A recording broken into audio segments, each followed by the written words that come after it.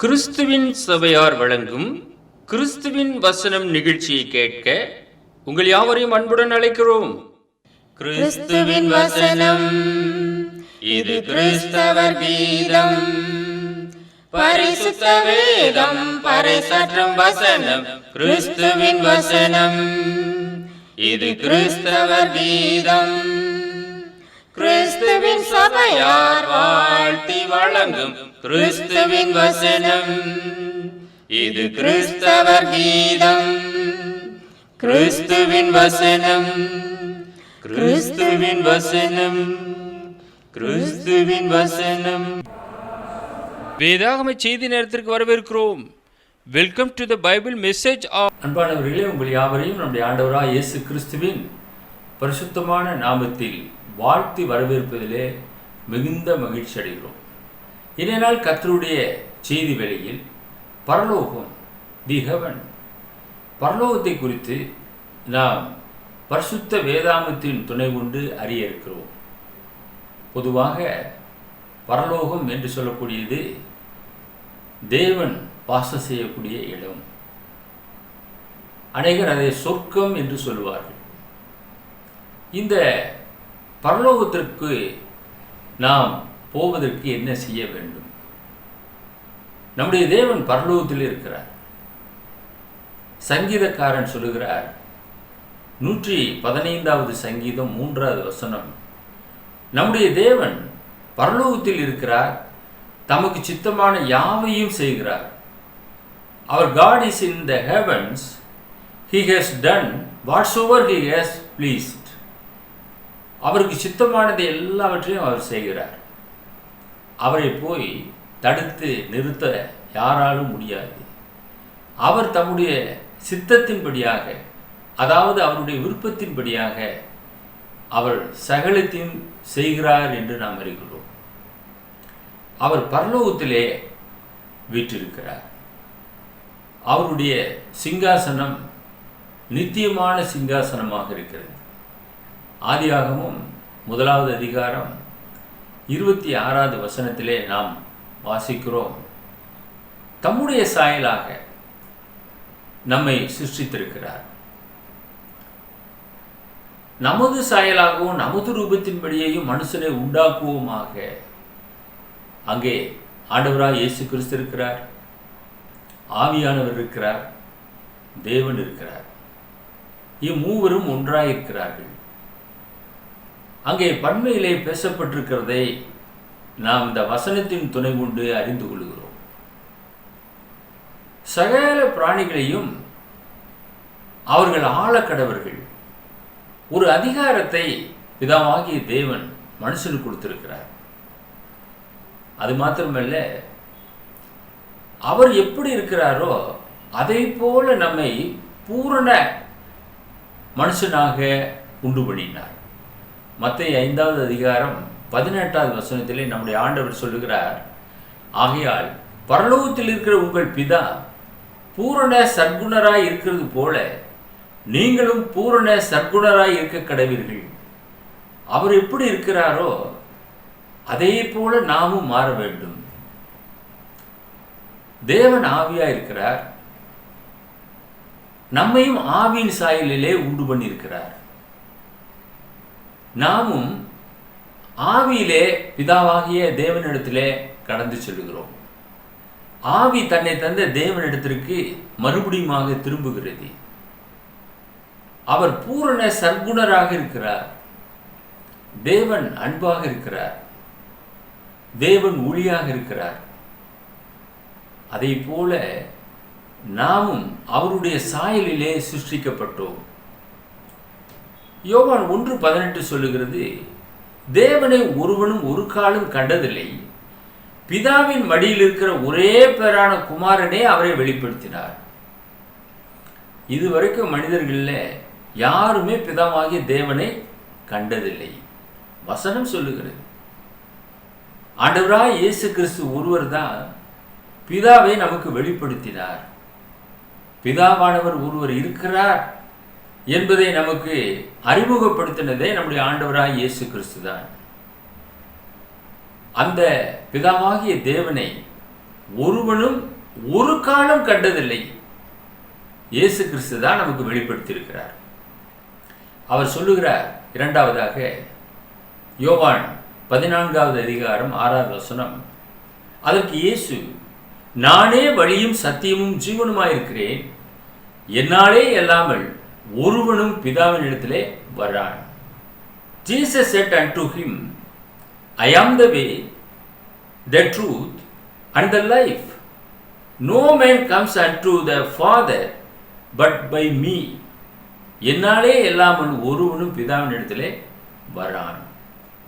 அவர்தான் வழியாக இருக்கிறார், அவர்தான் சத்தியமாக இருக்கிறார், அவர்தான் ஜீவனாக இருக்கிறார். இந்த உலகத்திலே ஒரே ஒரு வழி வைக்கப்பட்டிருக்கிறது, அது இயேசுவின் மூலமாக அந்த வழி இருக்கிறது. அவரே சத்தியமாக இருக்கிறார், அவர்தான் உண்மை, அவர்தான் நமக்கு ஜீவனாக இருக்கிறார். அவரை விட்டால் நமக்கு வேற வழி இல்லை. அவர் மூலமாகத்தான் நாம் பிதாவை சந்திக்க இருக்கிறோம். அவர் இல்லாமல் பரலோகத்திலே நாம் பிதாவை சந்திக்க முடியாது. பிரசங்கி 12வது அதிகாரம் 7வது வசனத்திலே பிரசங்கி ஒரு தெளிவான ஒரு போதனையை நமக்கு எழுதியிருக்கிறார். இவ்விதமாய் மண்ணானது தான் முன்னிருந்த பூமிக்கு திரும்பி ஆவி தன்னை தந்த தேவனிடத்திற்கு மறுபடியும் போகாததற்கு முன்னும் அவரை உன் வாலிப பிராயத்திலே நினை. இந்த பரலோகத்தில் இருக்கிற தேவனை நாம் எப்போது நினைக்க வேண்டுமா? வாலிப பிராயத்திலே நாம் நினைக்க வேண்டும். இந்த மண்ணான சரீரத்திலே நாம் வாழ்ந்து கொண்டிருக்கிறோம். அதாவது இந்த மண்ணானது முன்னிருந்த பூமிக்கு திரும்பி ஆவி தன்னை தந்த தேவனிடத்திற்கு போக போகிறது. அந்த போவதற்கு முன்பதாக அவரை உன் வாலிப பிராயத்திலே நினை. ஒருவேளை அவரை அறியாமல் நம்முடைய ஆவி அவரிடத்திலே போகும் என்றால் எந்தவிதமான நன்மையும் நாம் பெறவே முடியாது. எனவே ஆவி தன்னை தந்த தேவனிடத்திற்கு மறுபடியும் போகாததற்கு முன்னும் அவரை உன் வாலிப பிராயத்திலே நினை என பிரசங்கி சொல்லுகிறார். நீங்கள் பிதாவாகிய தேவனை குறித்து சிந்தித்தது உண்டா? அவர் ஆவியாக இருக்கிறார். அவருடைய சமூகத்திற்கு போவதற்கு இயேசு இல்லாமல் வேறு வழி இல்லை என்று நாம் தியானம் செய்தோம். யோவான் 14:23 இயேசு அவனுக்கு பிரதியுத்தரமாக, ஒருவன் என்னில் அன்பாயிருந்தால் அவன் என் வசனத்தை கைக்கொள்ளுவான், அவனில் என் பிதா அன்பாயிருப்பார், நாங்கள் அவனிடத்தில் வந்து அவனோடு வாசம் பண்ணுவோம். நம்மோடு பிதாவாகிய தேவன் வாசம் செய்ய இருக்கிறார். ஆண்டவராய் இயேசு கிறிஸ்து நம்மிலே வாசம் செய்ய இருக்கிறார். எப்பொழுது? அவரிலே நாம் அன்பாக இருக்கும்போது. இயேசுவிலே அன்பாக இருக்க வேண்டும். இயேசுவினுடைய அந்த போதனைகள், அவருடைய வசனத்தை நாம் உள்வாங்க வேண்டும்.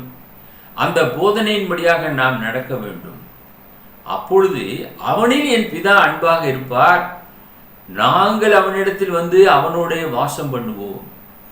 பரலோக பிதா நம்மோடு வந்து வாசம் செய்வார் என்றால் அது எத்தனை ஆசீர்வாதமான காரியம்! ஆண்டவராய் இயேசு கிறிஸ்து நம்மோடு கூட இருப்பார் என்றால் எத்தனை ஆசீர்வாதமான காரியம்! மார்த்தாள் சொல்லுகிறாள் இயேசுவை பார்த்து, நீர் இங்கே இருந்தீரானால் என் சகோதரன் மரித்திருக்க மாட்டான். அப்படி என்றால் அதனுடைய அர்த்தம் என்ன? இயேசு உடன் இருக்கும்போது அவனை காப்பாற்றிருப்பார், அவனுக்கு சாவு வராது. அப்ப இயேசு நம்மோடே இருப்பார் என்றால் நமக்கு எத்தனை ஆசீர்வாதம் என்பதை எண்ணி பாருங்கள். நம்மோடு இருப்பதாக அவர் சொல்லுகிறார். 1 யோவான் 5வது அதிகாரம் 3-4 வசனங்கள், நாம் தேவனுடைய கற்பனைகளை கைக்கொள்ளுவதே அவரிடத்தில் அன்பு கூறுவதாம். அவருடைய கற்பனைகள் பாரமானவைகள் அல்ல, தேவனால் பிறப்பதெல்லாம் உலகத்தை ஜெயிக்கும். நம்முடைய விசுவாசமே உலகத்தை ஜெயிக்கிற ஜெயம். நாம் தேவனிடத்திலே அன்பு கூறுகிறோம் என்பதற்கு என்ன அடையாளம்? அவருடைய கற்பனைகளை கைக்கொள்ள வேண்டுமா? அதுதான் நாம் தேவனிடத்திலே அன்பு கூறுவதற்கு அடையாளமாக இருக்கிறது. மற்றபடி நாம் வேறு அடையாளத்தை நாம் தரித்துக் கொள்வதாலே நாம் தேவனுடைய ஜனங்கள் என்று நாம் சொல்லிவிட முடியாது. அது வேஷமாக இருக்கிறது. கற்பனைகள் என்ன சொல்லுகிறது? அந்த கற்பனைகளின்படியாக நடக்க வேண்டும். அப்பொழுதுதான் நாம் அவரிடத்திலே அன்பு கூறுகிறோம் என்பதற்கு அடையாளமாக இருக்கிறது. அந்த கற்பனைகள் ஒன்றும் பாரமானவைகள் அல்ல, அது லகுவானது, தேவனால் பிறப்பதெல்லாம். ஆண்டவராய் இயேசு கிறிஸ்துவை விசுவாசித்து நீங்கள் மறுபடியும் ஞானஸ்நானத்தினாலே பிறக்கும்போது நீங்கள் உலகத்தை ஜெயிப்பீர்கள். தேவனால் பிறப்பதெல்லாம் உலகத்தை ஜெயிக்கும். நம்முடைய விசுவாசமே உலகத்தை ஜெயிக்கிற ஜெயம். இன்றைக்கு இந்த உலகத்தை யார் ஜெயிக்க முடியும்? யாரெல்லாம் விசுவாசிக்கிறார்களோ அவர்கள்தான் இந்த உலகத்தை ஜெயிக்க முடியும். மற்றவர்கள் ஜெயிக்க முடியாது. நீங்கள் உலகத்தை ஜெயிக்க வேண்டும். உங்களுடைய விசுவாசம் இந்த உலகத்தை ஜெயிக்கும். நீங்கள் மறுபடியும் பிறக்கும்போது இந்த ஒரு ஆசீர்வாதத்திற்கு பாத்திரவான்களாக இருப்பீர்கள். மூன்றாவதாக நாம் பார்க்கும்போது பரலோகத்தில் ஒரு பெரிய சத்தம் உண்டானது என்று நாம் பார்க்கிறோம். என்ன சத்தம் உண்டானது? வெளிப்படுத்தின விசேஷம் 14வது அதிகாரம் 13வது வசனம். பின்பு பரலோகத்திலிருந்து ஒரு சத்தம் உண்டாக கேட்டேன். அது கர்த்தருக்குள் மரிக்கிறவர்கள் இது முதல் பாக்கியவான்கள் என்று எழுது. அவர்கள் தங்கள் பிரயாசங்களை விட்டொழிந்து இளைப்பாறுவார்கள். அவர்களுடைய கிரியைகள் அவர்களோடு கூட போம். ஆவியானவரும் ஆம் என்று திருவுளம் பெற்றுகிறார் என்று சொல்லிற்று. உன்னதமான தேவன் இருக்கக்கூடிய இடத்திலிருந்து ஒரு சத்தம் உண்டானது. என்ன சத்தம்? அருமையான ஒரு வார்த்தை சொல்லுகிறது பாருங்க. கர்த்தருக்குள்ளாக மரிக்கிறவர்கள் இது முதல் பாக்கியவான்கள் என்று எழுது. இந்த உலகத்தில் பெரிய பெரிய முதலாளிகளை நாம் பார்க்கிறோம். வசதி படைத்தவர்கள், ராஜ்யத்தை ஆளக்கூடியவர்கள், கல்விமான்கள், உயர்வான ஸ்தலங்களிலே வாசம் செய்யக்கூடியவர்கள் எல்லோருமே மரணத்தை தழுவுகிறார்கள். ஆனால் அவர்கள் கர்த்தருக்குள்ளாக மரித்தார்களா? கர்த்தருக்குள் மரிக்கிறவர்கள் இது முதல் பாக்கியவான்கள். ஆண்டவராய் இயேசு கிறிஸ்துவை தன்னுடைய சொந்த இரட்சகராக ஏற்றுக்கொண்டு அவர் மரித்திருக்க வேண்டும். அவர்தான் கர்த்தருக்குள்ளாக மரிக்கிறவர்கள். அவர்கள் பாக்கியவான்கள் என்று எழுது. அவர்கள் தங்களுடைய பிரயாசங்களை விட்டு இளைப்பாறுகிறார்கள். இளைப்பாறும்படியாக கடந்து செல்கிறார்கள். இளைப்பாறுதலுக்குள்ளாக பிரவேசிக்கிறார்கள். எனவே அவர்கள் பாக்கியவான்கள். அவர்கள் தேவனை தரிசிப்பார்கள். பரலோகத்திலே நித்தியமானவரோடு கூட வாழ்வார்கள். எனவே அந்த ஆசீர்வாதத்துக்கு அவர்கள் பாத்திரவான்களாக இருக்கிறார்கள். அவர்களுடைய கிரியைகள் அவர்களோடு கூட போகும். அவர்கள் என்ன செய்தார்கள், எப்படி நடந்தார்கள், எப்படி ஜீவித்தார்கள், இந்த கணக்கு வழக்குகள் எல்லாமே அவர்களோடு கூட கடந்து செல்கிறது. நியாய தீர்ப்புக்கு பின்பதாக நித்தியமான வாசஸ்தலத்திலே தேவனோடு என்றென்றுமாக வாழ்வார்கள். ஆவியானவரும் ஆம் என்று திருவுளம் பெற்றுகிறார் என்று சொல்லிற்று. இது பூமியிலே உண்டான ஒரு சத்தம் அல்ல, பரலோகத்திலிருந்து உண்டான சத்தம். பரலோகத்திலே யாரெல்லாம் வாசம் செய்வார்கள்? கர்த்தருக்குள்ளாக மரித்தவர்கள் வாசம் செய்வார்கள். அவர்களுடைய கிரியைகள் அவர்களுக்கு சாட்சியாக இருக்கிறது. நலமானவைகளை செய்தார்கள், நலமான இடத்திற்கு கடந்து செல்கிறார்கள். நித்தியமானவரோடு நித்தியமாக வாசம் செய்ய போகிறார்கள். அந்த பாக்கியத்தை நீங்கள் பெற வேண்டும் என்றால் இந்த பூமியிலே நீங்கள் கர்த்தருக்குள்ளாக மரித்தவர்களாக இருக்க வேண்டும். ஞானஸ்நானத்திலே நாம் பாவத்துக்கு செத்து நீதிக்கு பிழைத்தவர்களாக இருக்கிறோம். ஞானஸ்நானத்திலே கிறிஸ்துவோடு கூட நாம் அடக்கம் செய்யப்படுகிறோம். கிறிஸ்துவோடு கூட உயிர்த்தெழுதலின் சாயலை நாம் அடைகிறோம். உயிர்த்தெழுதலின் பிள்ளைகளாக இருக்கிறோம். இயேசு கிறிஸ்துவுடைய கல்லறை இன்றும் திறந்திருக்கிறது. அவரை விசுவாசிக்கக்கூடியவர்கள் அந்த சாயலை உடையவர்களாக இருக்கிறார்கள். அவர் உயிர்த்து பரலோகத்திற்கு எடுத்துக்கொள்ளப்பட்டார். தேவனுடைய வலது பாரசத்திலே போய் வீற்றிருக்கிறார். அவரை விசுவாசிக்கிற ஒவ்வொருவரும் அவரோடு கூட நித்தியமான வாசஸ்தலத்துக்குள்ளாக போவார்கள். எனவே ஆவியானவரும் ஆம் என்று திருவிழம் பெற்றுகிறார் என்று சொல்லிற்று. இதுதான் பரலோகத்திலே உண்டான சத்தமாக இருக்கிறது. அந்த பரிசுத்த நகரம் எப்படி இருக்குமா? வெளிப்படுத்தின விசேஷம் 21வது அதிகாரம் 2-4 வசனங்கள். யோவானாகிய நான் புதிய எருசலேம் ஆகிய பரிசுத்த நகரத்தை தேவனிடத்தினின்று பரலோகத்தை விட்டு இறங்கி வர கண்டேன். அது தன் புருஷனுக்காக அலங்கரிக்கப்பட்ட மணவாட்டியை போல ஆயத்தமாக்கப்பட்டிருந்தது. மேலும் பரலோகத்திலிருந்து உண்டான ஒரு பெரும் சத்தத்தை கேட்டேன். அது இதோ மனுஷனிடத்திலே தேவனுடைய வாசஸ்தலம் இருக்கிறது. அவர்களிடத்திலே அவர் வாசமாயிருப்பார். அவர்களும் அவருடைய ஜனங்களாயிருப்பார்கள். தேவன் தாமே அவர்களோடு கூட இருந்து அவர்களுடைய தேவனாயிருப்பார். அவர்களுடைய கண்ணீர் யாவையும் தேவன் துடைப்பார். இனி மரணமும் இல்லை, துக்கமும் இல்லை, அலறுதலும் இல்லை, வருத்தமும் இல்லை, முந்தினவைகள் ஒளிந்து போயின என்று விளம்பிற்று.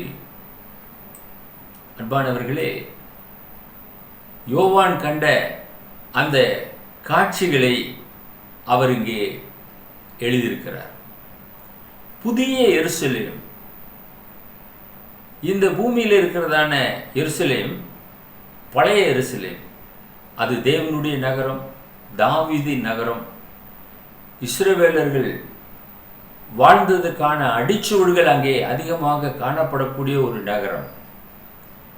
இன்றைக்கு பூமியிலே ஒரு சிறப்பான ஒரு இடத்தை அது பெற்றிருக்கிறது. ஆனால் யோவான் கண்ட அந்த எருசலேம் புதிய எருசலேம், அதுதான் பரலோகம். பரிசுத்த நகரத்தை தேவனிடத்தினின்று பரலோகத்தை விட்டு இறங்கி வர கண்டேன். அதை ஒரு காட்சியாக அவர் சொல்லுகிறார். அது தன் புருஷனுக்காக அலங்கரிக்கப்பட்ட மணவாட்டியை போல ஆயத்தமாக்கப்பட்டிருந்தது. மணவாளன் இயேசு கிறிஸ்து, மணவாட்டி சபை. அந்த சபைக்காக அது ஆயத்தம் செய்யப்பட்டிருந்தது. அந்த பரலோகத்திலிருந்து ஒரு பெரும் சத்தம் உண்டானது. இதோ மனுஷரிடத்திலே தேவனுடைய வாசஸ்தலம் இருக்கிறது.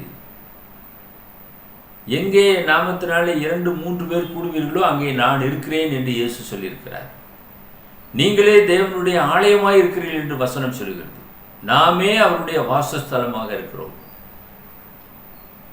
அவர்களும் அவருடைய ஜனங்களாக இருப்பார்கள்.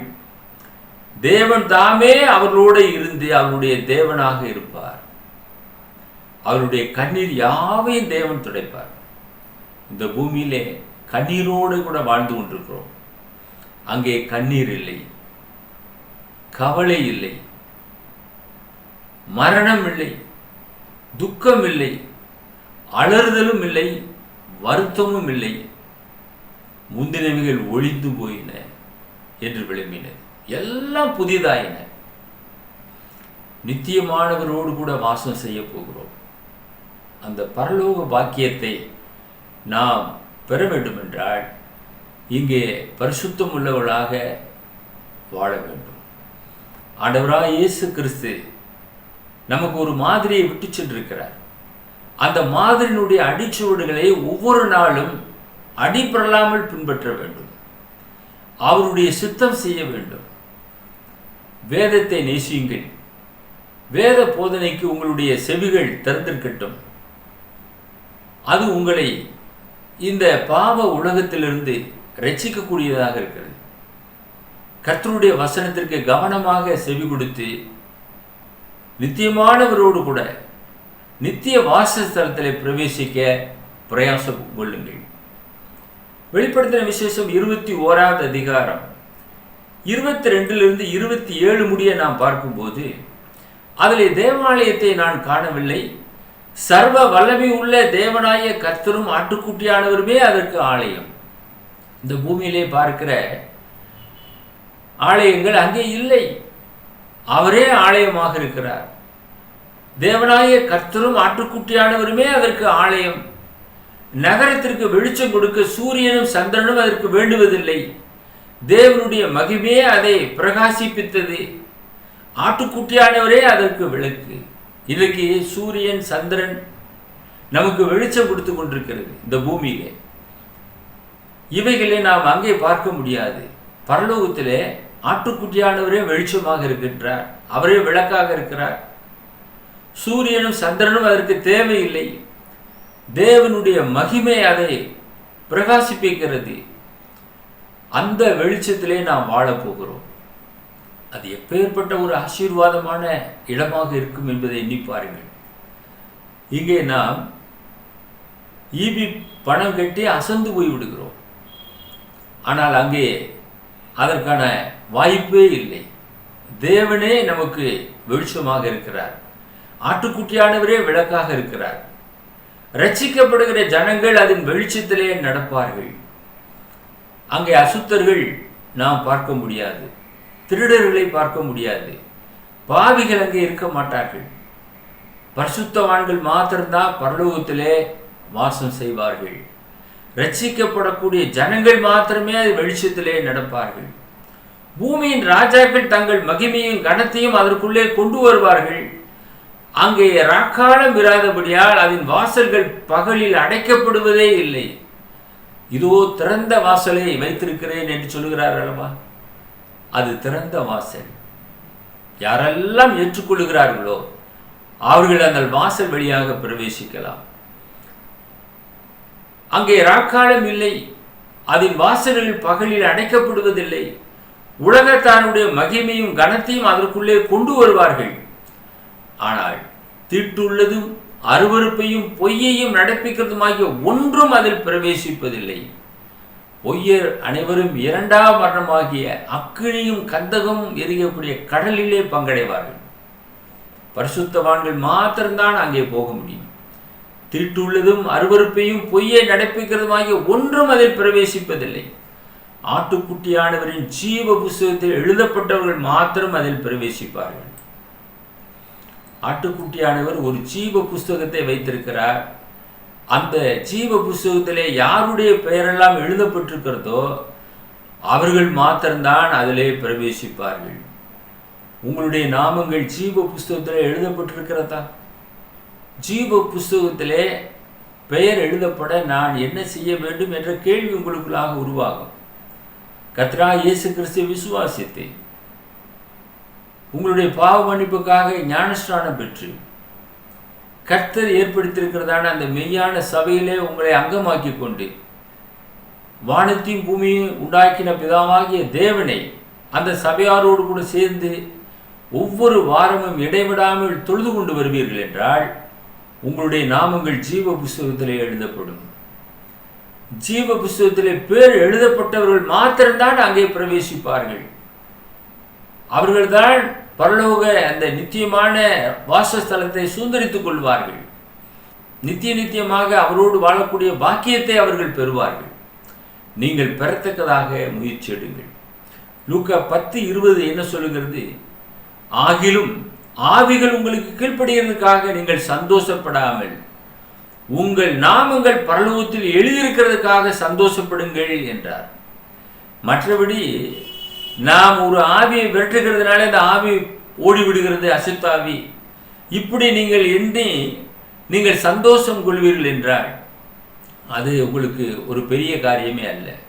அநேகரை நான் ஆண்டு வழி நடத்துகிறேன், எனக்கு ஒரு பெரிய ஆளுமையை தேவன் கொடுத்திருக்கிறார் என்று ஒரு வேளை நாம் சொல்லலாம். அந்த கண்ட்ரோலை நான் உடையவனாக இருக்கிறேன் என்று சொல்லலாம். ஆனால் உங்களுடைய நாமங்கள் ஜீவ புஸ்தகத்தில் இல்லை என்றால் நீங்கள் இந்த பூமியை முழுவதுமே நீங்கள் ஆதாயம் செய்து கொண்டாலும் உங்களுடைய ஜீவனை நஷ்டப்படுத்தினால் உங்களுக்கு லாபம் என்ன? ஒன்றுமே இல்லாமல் போய்விடும்.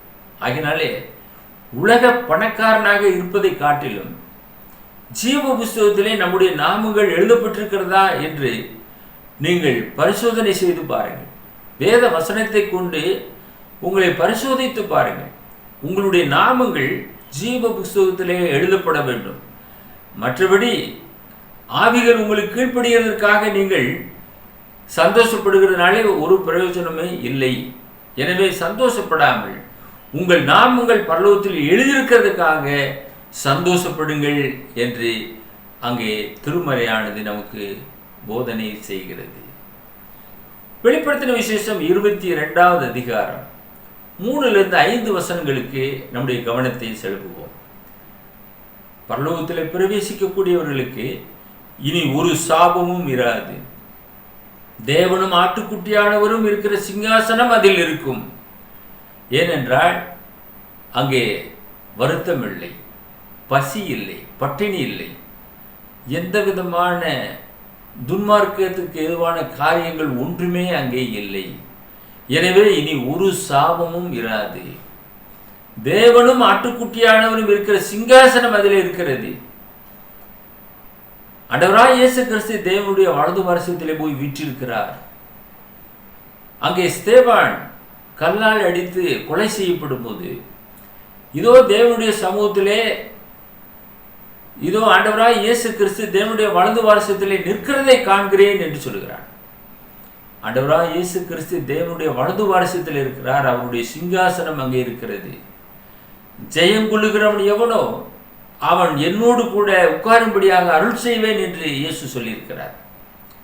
அந்த சிங்காசனத்தை நோக்கி நாம் பயணிக்க வேண்டும். யாரெல்லாம் தேவனை தரிசிக்கக்கூடிய பாக்கியத்தை பெறுவார்கள்? அவருக்காக பணியாற்றின உன்னதமான தேவனுடைய தாசர்கள், ஊழியக்காரர்கள் அவரை சேவிப்பார்கள், அவரை தரிசிப்பார்கள். அவருடைய நாமம் அவருடைய நெற்றியில் இருக்கும். அங்கே ராக்காலம் வராது. விளக்கும் சூரியனுடைய வெளிச்சமும் அவர்களுக்கு வேண்டுவதில்லை.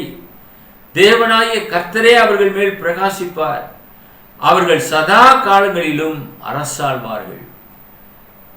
They shall reign forever and ever. சதா காலங்களிலும் அரசாள்வார்கள் என வசனம் சொல்லுகிறது. அங்கே ராக்காலம் இராது. ஏனென்றால் தேவனே வெளிச்சமாக இருக்கிறார். அங்கே கதவுகள் அடைக்கப்படுவதில்லை. சூரியனுடைய வெளிச்சமும் அவர்களுக்கு வேண்டுவதில்லை. தேவனாகிய கர்த்தர் அவர்கள் மேல் பிரகாசமாக இருப்பார். சதா காலங்களிலும் நித்திய நித்தியமானவரோடு நித்திய நித்தியமாக நாம் வாழப்போகிறோம். நம்முடைய ஆத்துமா அது அழிவில்லாதது. ஏனென்றால் அதை உண்டு பண்ணினவர் நம்முடைய பிதாவாகிய தேவன். அதை உண்டு பண்ணின தேவன் அழிவில்லாதவர். அவர் நித்தியமானவர். அவரை போல நாம் நித்திய நித்தியமாக அவரோடு கூட வாழப்போகிறோம். பரலோகத்திலே நாம் வாழப்போகிறோம். இந்த பாக்கியத்தை நீங்கள் பெற வேண்டும் என்றால் ஆண்டவராய் இயேசு கிறிஸ்துவை நோக்கி பாருங்கள். அவருடைய வசனத்திற்கு செவி கொடுங்கள். என்னாலே அல்லாமல் ஒருவனும் பிதாவினிடத்திலே வரான் என்று இயேசு சொல்லுகிறார்.